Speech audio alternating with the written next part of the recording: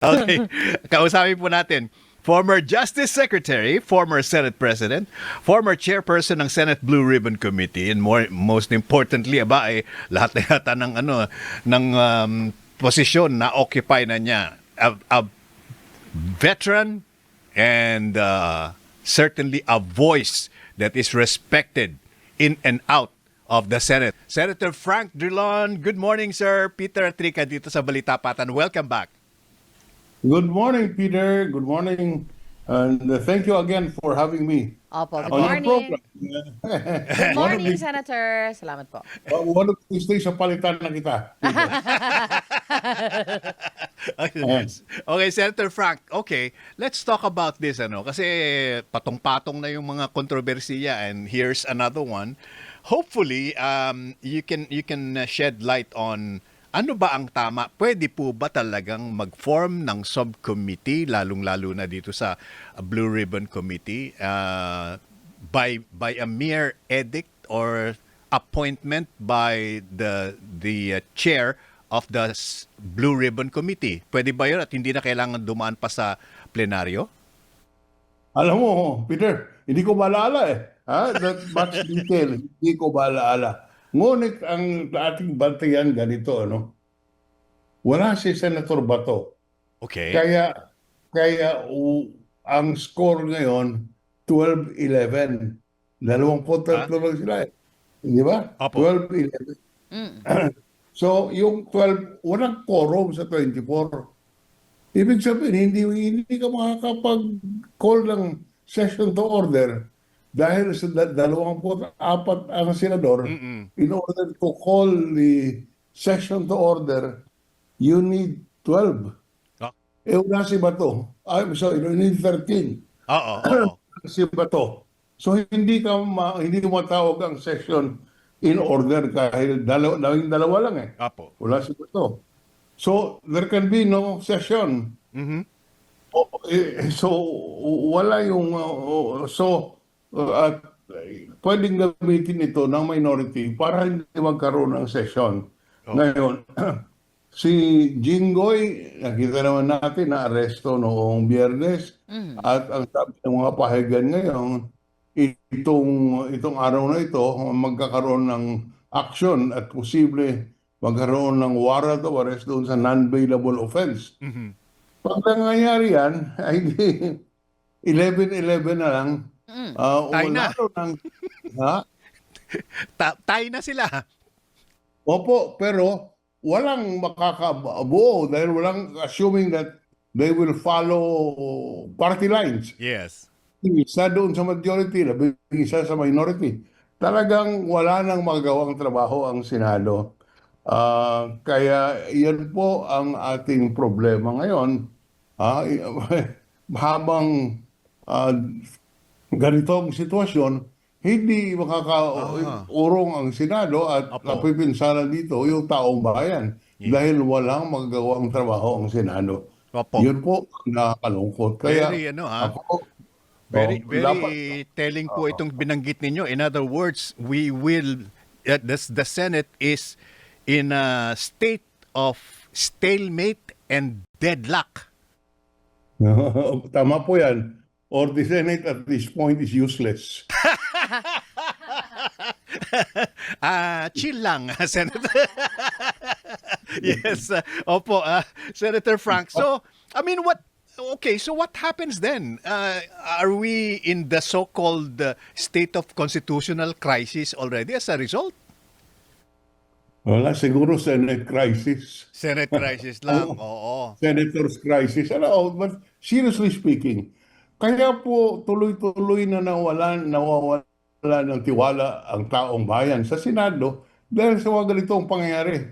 Yan po, I am not talking about theories. Ito po totoo. Apo. Ngayong araw na ito, assuming na walang palit, walang quorum po, 12 lang ang majority. Dahil wala si Bato Inong nandiyan si Bato, 13-11. Nung nawala si Bato, naging 12-11 na lang. Kaya wala ng quorum. At hindi po, ang minority man naman po, dahil 11 lang sila, hindi sila papayag na magkaroon ng session at pag nagkaroon ng issue, talo sila. Kasi 11 lang sila eh. O, they will not attend para 12 lang po yung nasa session hall. Pagtawag ng roll call, walang quorum, adjourn. Okay. Pero mukhang aabangan naman po natin na magka-quorum ngayong araw, Senator Frank, dahil marami rin po silang pag-uusapan. Una na talaga ay itong online voting nga. Tapos itong pag-create ng subcommittee na dahil hindi pa naman talaga kumpleto rin yung committee ng Blue Ribbon, dapat pong pag-usapan pa. So kung attend po ang Opo. Hindi ka pwedeng mag-uusap kung wala kang quorum. Kahit, Kung so, wala kang roll call. pag kunyari po, attorney at senator, no, papasok yung minority, papasok ang majority. Pag nag-roll call, lumampas ng 13, di ba po may quorum na nun? Siyempre, kung papasok ang minority. Opo, yun po yung inaasahan At sa natin tingin kung mo, papasok. sa tingin mo papasok? Kasi ang pag-uusapan daw po nila ngayon yung online voting eh. Kung hindi po sila papasok, di wala po magiging usapan, di ba po? Ang pag-usapan nila, hindi kita narinig. Pag-uusapan po nila ngayon yung online voting para po kay yung sinasulong ni Marcoleta. Tama yan. Pag pinag-usapan nila ang online voting at magkaroon ng botohan, talo yung minority dahil 12 yung majority. Mhm. Oo. So, Kaya hindi sila mag-a-attend para walang sesyon. Ayun. Okay. Boycott. At bigyan ko lang ng diin. Ito po'y ginagawa nung panahon ko, ginagawa yan. Pero hindi in mass dahil hindi naman kami nag-aaway eh. Sabi nga ng Pangulong Marcos, nung panahon namin, nung panahon ako Senate President, si Bongbong ay nasa opposition, hindi kami nagkakasundo, lalo na doon sa BARM election at Constitution. Nagdidebate po kami, ayaw niya buuhin, gusto kong buuhin yung Constitution ng BARM. Ngunit pagkatapos doon, nagkakape kami at nagtatawanan lang kasi trabaho lang po yan eh. Ngayon, hindi ganun ang sitwasyon. Ngayon, ayaw, yung pinipilit ng grupo ni Alan Peter Cayetano ay pwedeng bumoto in absentia. At yun ay walang ibang layunin kung hindi mapigil yung paglabas ng bank account pagdating ng impeachment trial. In other words, ginagamit itong yung boto na 13 para po hindi mailabas ang katotohanan pagdating ng impeachment trial dahil kayang harangin ng 12 yun pong pag-issue ng warrant. Opo. So, let's talk about yung siguro hindi na rin far-fetched na hindi lang po si Jinggoy medyo delikado. Villanueva. Villanueva. Marcoleta. Oo. So, ibig sabihin, this is not really exclusively just for Bato kung maipapasa nga itong online participation sa deliberation and voting sa impeachment trial. Para anybody na medyo, kung halimbawa nakakulong na sila, Senator Frank, kulong na ang pinag-uusapan natin, hindi nagtatago. Pag naipasa ito, the senators in jail can still vote, right? Tama po yan. Kaya pwedeng doon sila mag-sesyon sa kulungan. Ayun, work from jail. Okay. Pero no Okay. work.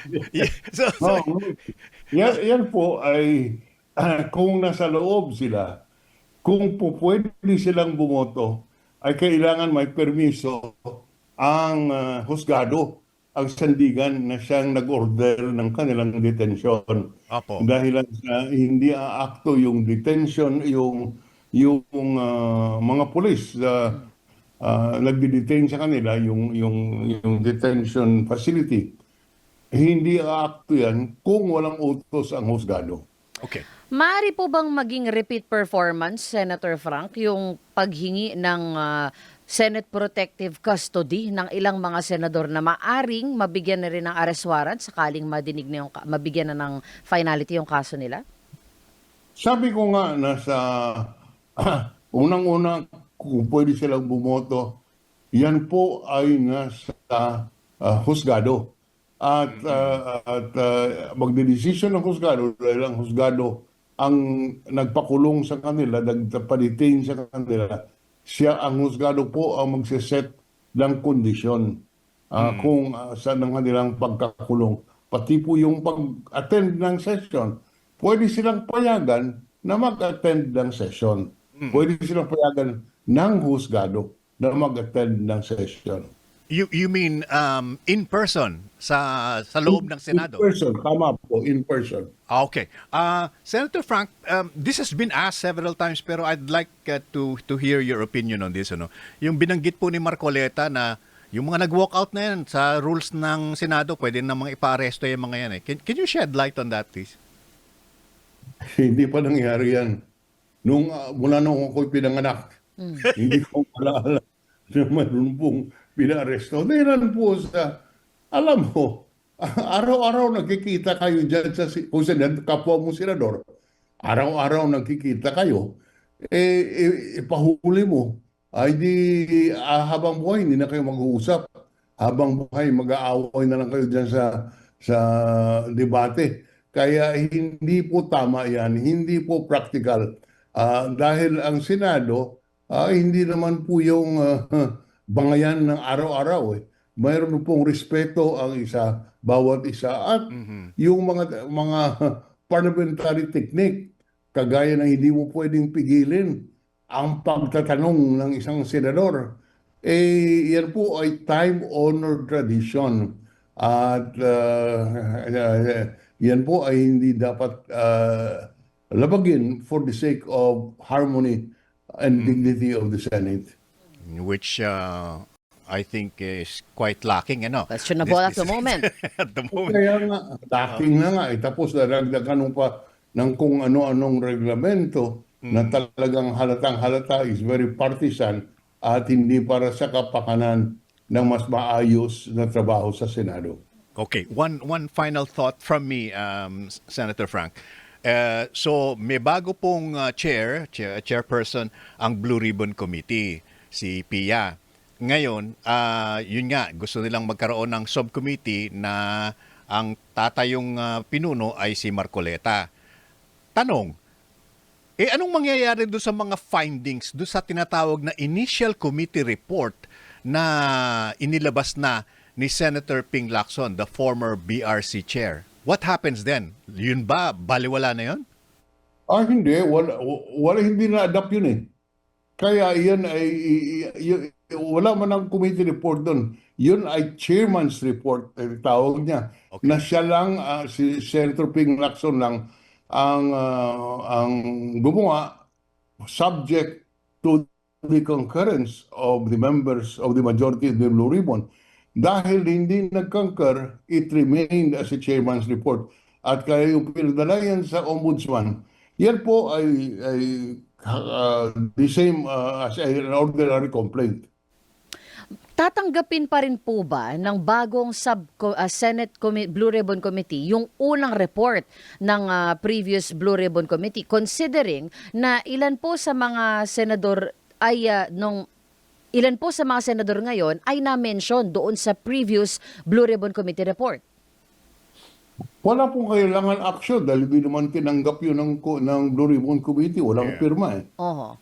So there is no action na kailangan para kilalanin o hindi kilalanin ang report na yan dahil hindi naman committee report yan. So maaring magsimula po pala sila ulit sa simula nito, Senator Frank? Pwede kung mayroong discretion na balikan. So back to zero, in other words?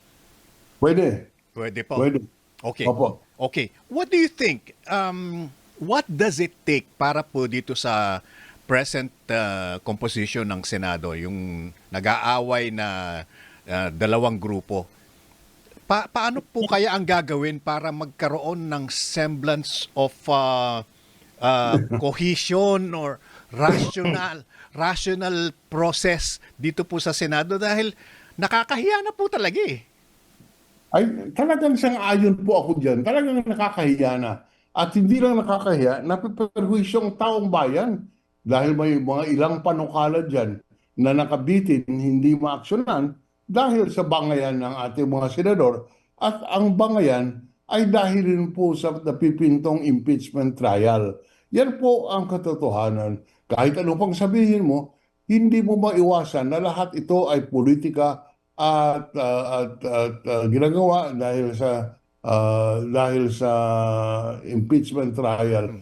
Dahil kung kontrolado po ng grupo ni Senate President Cayetano yung impeachment court, wala pong ebidensya na requiring a subpoena na mailabas. Kaya wala pong testigo na haharap. At uulitin ko lang, yun malaala po ninyo, yung panahon ni Presidente Erap, nung hindi binuksan yung second envelope, Opo. lumabas yung prosecutors dahil sa kanilang tingin, they cannot prove anything at useless na ipagtuloy kung hindi ilalabas yung second envelope.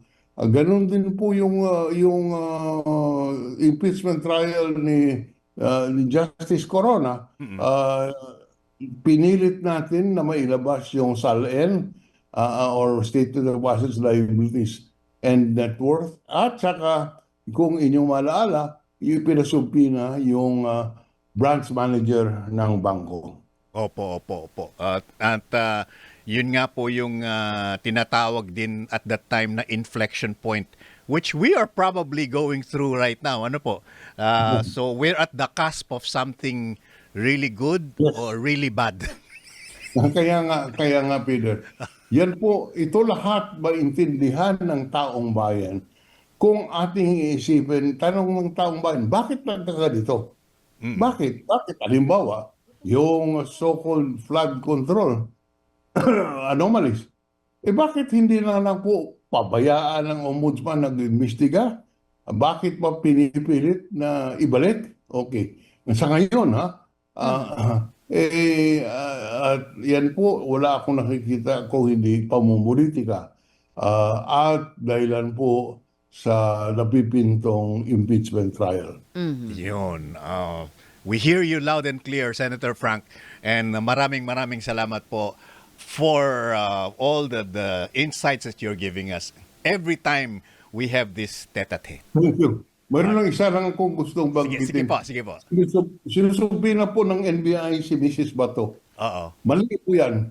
Hindi mo pwedeng pilitin ang isang asawa na maging testigo. Ang tawag po sa rules of court yan, marital disqualification or marital privilege. Hindi mo pwedeng gawing testigo ang isang asawa laban sa asawa niya. Law, hindi nag-review. Gumawa ng hakbang. Maraming salamat. Thank you, Senator Frank, Senator Frank. sa Good uulitin morning. po.